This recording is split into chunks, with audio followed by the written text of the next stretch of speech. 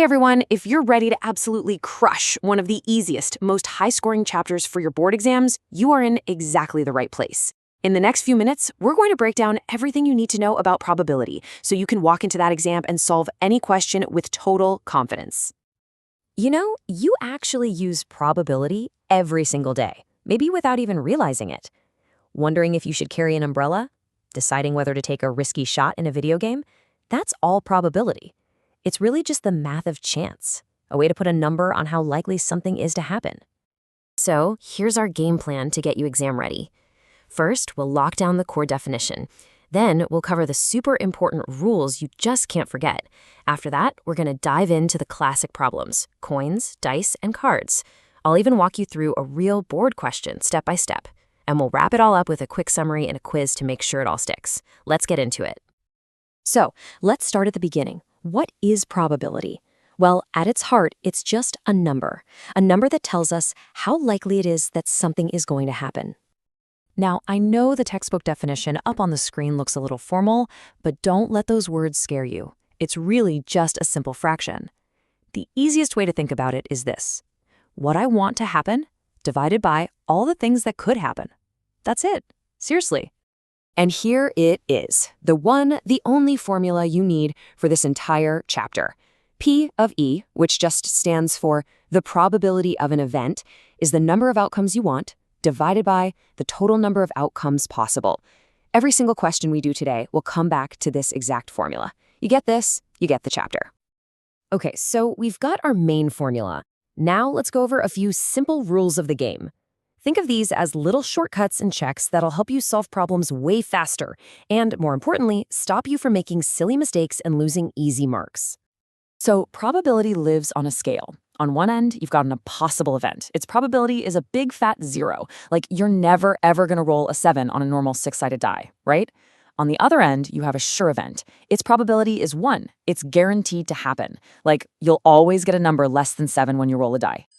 And that brings us to the golden rule of probability. Your answer must always be a number between 0 and 1. It can be 0, it can be 1, or any fraction in between. If you ever do a calculation and get an answer like 2 or a negative number, you know you've made a mistake somewhere. It's like a built-in error detector. Now this is a fantastic shortcut. The chance of something happening plus the chance of it not happening always equals 1. So if the probability of rain is 0.2, what's the probability of no rain? It's just 1 minus 0.2, which is 0.8. This is a game changer for those tricky at least or not questions. Okay, enough with the rules. Let's see how all this stuff actually works in the kind of problems you're going to see on your exam. And trust me, almost every question will boil down to one of 3 things: coins, dice, or cards. So let's become experts in all 3. First up, coins. The very first step is always to list out everything that can possibly happen. We call this the sample space. For 1 coin, it's easy: heads or tails, 2 outcomes. For 2 coins, you could get head-head, head-tail, tail-head, or tail-tail, 4 outcomes. And here's a little memory trick for you. For n coins, the total number of outcomes is just 2 to the power of n. Super handy. Next up, dice. This table you see right here, this is your secret weapon. When you roll 2 dice, there are 36 possible combinations. Trying to list them from memory in the middle of an exam is a recipe for disaster. So here's my advice. The second you see a 2-dice problem, just quickly sketch this grid on your rough sheet. It takes 30 seconds and guarantees you won't miss anything. And finally, playing cards. Look, you don't need to be a poker champ, but you do have to memorize these numbers. A deck has 52 cards, half red, half black, 4 suits: hearts, diamonds, spades, and clubs. But the most important numbers to burn into your brain are these. There are 12 face cards, that's all the kings, queens, and jacks, and 4 aces. If you know these basic facts, card problems become a piece of cake. All right, we've got the theory. We know the tools of the trade. Let's put it all into practice with a classic board exam question using a deck of cards. Okay, here's our problem. First step, always, what's the total number of possible outcomes? Well, it's a full deck, so that's 52. Easy. Now for part 1, a king of red color. We have the king of hearts and the king of diamonds. That's 2 cards we want. So our probability is 2 over 52, which simplifies down to 1 over 26. Part 2, a face card. Remember our numbers? 4 kings, 4 queens, 4 jacks, that's 12 face cards in total. So the probability is 12 over 52, which simplifies to 3 over 13. See? It's just applying that one formula and knowing the facts about the deck. Whew, we've covered a lot of ground, so let's do a super fast recap of the absolute key takeaways you need to have locked in for your exam. 1. The master formula is favorable over total. 2. Probability is always between 0 and 1. 3. The complementary rule, P of E plus P of not E equals 1. And 4.